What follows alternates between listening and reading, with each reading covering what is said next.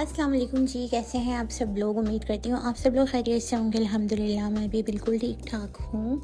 तो गाइस ये वाला जो व्लॉग है ना, ये मैंने चांद रात से शूट करना स्टार्ट किया था, बट अपलोड मैं इसको बहुत लेट कर रही हूँ क्योंकि लाइफ एक तो बहुत ज़्यादा बिजी हो गई है, प्लस अब रूटीन उस तरह नहीं है जिस तरह पहले हुआ करती थी बच्चों से पहले। अब कुछ भी करने के लिए टाइम ही नहीं मिलता है अपने लिए ख़ास तौर पे, तो व्लॉगिंग को भी बिल्कुल टाइम नहीं दे पाती। और वैसे भी मैं डेली व्लॉगर नहीं हूँ। डेली व्लॉग करने की मैं बहुत कोशिश करती हूँ बट मुझसे नहीं हो पा रहा है सीरियसली। तो बस छोटे छोटे क्लिप्स जो मैं डेली अपने रिकॉर्ड करती हूँ वो फिर मैं एक कंपाइल्ड व्लॉग बना देती हूँ। तो एनीवेज़ ये चांद रात का क्लिप है और मैं ना शॉपिंग करने गई हुई थी बच्चों की, क्योंकि आपको सच बताऊं तो मैंने बच्चों की कोई ख़ास शॉपिंग नहीं की थ्रू आउट द रमज़ान। मैं घर पे ही रही। हस्बैंड मुझे कहते थे कि चलो शॉपिंग करके आते हैं बच्चों की, बट मेरा दिल नहीं होता था। प्लस मुझे इतनी थकन हो जाती है आजकल, आई डोंट नो वाई, लेकिन मुझे ऐसा लगता है कि मैं अपने बहुत हार्डेस्ट टाइम से इस वक्त गुजर रही हूँ। अल्हम्दुलिल्लाह वैसे सब कुछ ठीक है, बट मम्मी बनना और इसके बाद दो दो छोटे छोटे बच्चों को संभालना वाकई बहुत है। सलाम उन माओं को जिन्होंने इतने सारे बच्चे जो है वो अकेले पाले। तो एनीवेज़ हाँ, ताबा सेंटर गई थी। मुझे कुछ ख़ास लगा नहीं, बस मुझे 2-4 ड्रेसेस पसंद आए थे, मैंने ले लिए थे। और इस बार मैं इतना आउट ऑफ माइंड थी कि मुझे चीज़ें नहीं समझ आ रही थी अपने बच्चों की मुझे क्या लेना है। लास्ट ईद पे ये था कि अम्मी नहीं तो बहुत हेल्प हो जाती थी, भाभी भी बता देती थी कि बच्चों के लिए ये ले लें वो ले लें। बट इस बार मुझे सिंगल हैंडेडली शॉपिंग करनी थी, तो मैंने काफ़ी चीज़ें मिस भी कर दी बच्चों की। तो वहाँ से बस मैंने ड्रेसेस ले ली थी। फिर हम लोग आ गए थे यहाँ हयात प्लाजा, जो कि हमारे घर के बिल्कुल सामने ही है। तो यहाँ से मुझे काफ़ी अच्छी चीज़ें मिल गई। तो पहले ना भूख बहुत लग रही थी क्योंकि हमने इफ्तारी में लास्ट वाले कुछ ख़ास नहीं खाया था, मैंने बनाया भी नहीं था क्योंकि घर के काम वाम थे, तो इसलिए मैंने ज़्यादातर फोकस काम पे किया। फिर हमने यहाँ से थोड़ी बहुत शॉपिंग की और फिर हम लोग आ गए थे घर। घर आते आते हम लोग काफ़ी लेट हो गए थे, तो मुझे बनाना था अगले दिन के लिए मीठा। तो बस यहाँ पर ना मैं मीठा बनाने की तैयारी कर रही हूँ। तो मैंने सिंपल से शीर खुरमा बनाना था। आटे के साथ ही मैंने सबसे पहले दूध बॉईल होने के लिए रख दिया था, क्योंकि दूध बॉईल होने में काफ़ी टाइम लग जाता है और मेरे पास ना टाइम भी बहुत थोड़ा था।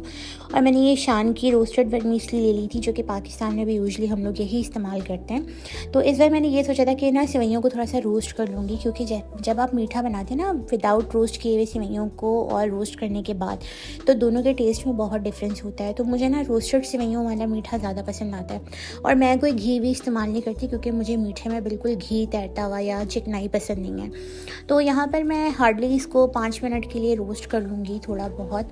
जब अच्छा सा अरोमा आने लगेगा तो मैं इसको शिफ्ट कर दूँगी, यानी कि ट्रांसफ़र कर दूँगी इसको दूध के अंदर।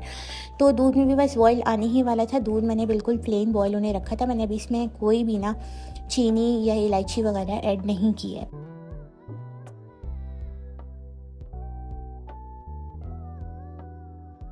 अच्छा, पहले मुझे लगता था कि मीठा बनाना बहुत आसान होता है क्योंकि इसमें ज़्यादा इंग्रेडिएंट्स ही लगते हैं, बट गाइस जब मैंने खुद से कुकिंग स्टार्ट की तो मुझे पता लगा कि यार मीठा बनाना एक आर्ट होता है और हर किसी से अच्छा मीठा नहीं बनता। तो मैं भी यहाँ कंफर्म नहीं थी कि मुझसे ये अच्छी सेवइयाँ बनेंगी या नहीं बनेंगी, क्योंकि ये काम हमेशा मेरी अम्मी करती थी और नो डाउट मेरी अम्मी बहुत अच्छा मीठा बनाती हैं, चाहे वो कोई भी हो।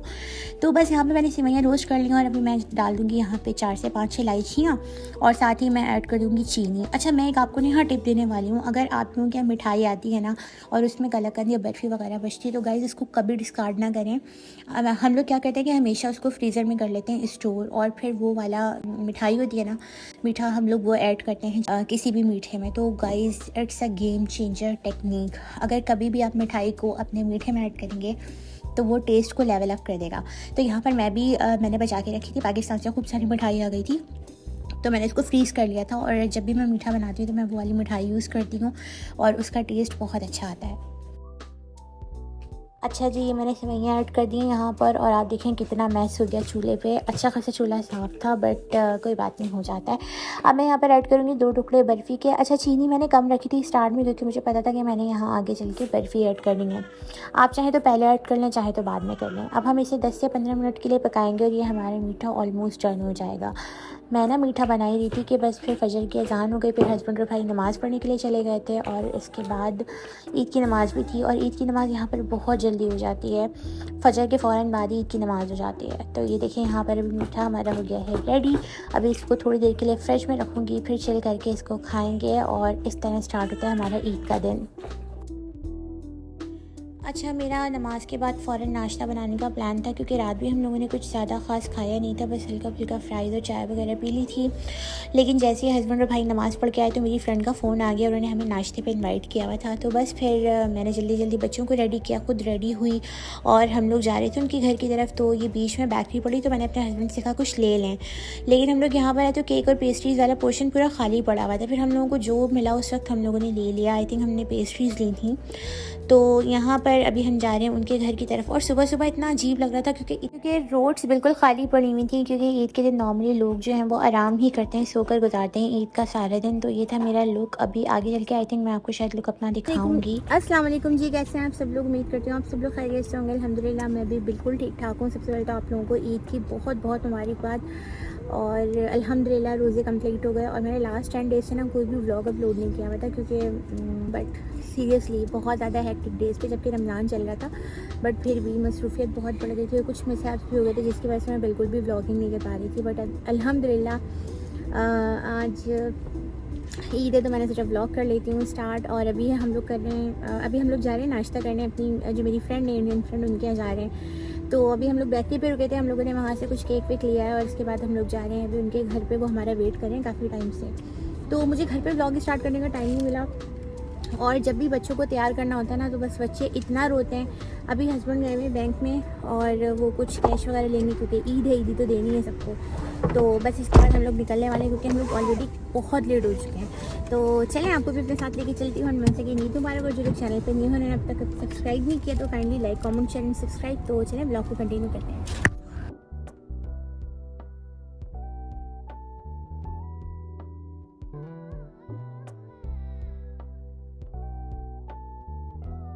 और रात में यहाँ पर इस एरिया में माशाल्लाह इतनी रौनक हो रही थी, लेकिन अभी देखिए सब कुछ इतना सुनसान हो रहा है।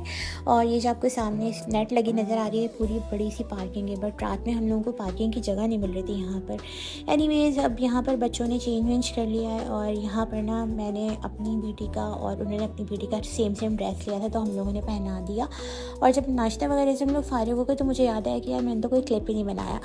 तो बस ये अभी यहाँ पर बच्चे जो हैं वो इन्जॉय कर रहे हैं। और इस तरह था हमारा ईद का पहला दिन। यहाँ पर मेरी बेटी अपनी फेवरेट पोएम पे जो है ना वो इन्जॉय कर रही है, डांस कर रही है अपनी दोनों आपियों के साथ मिलकर।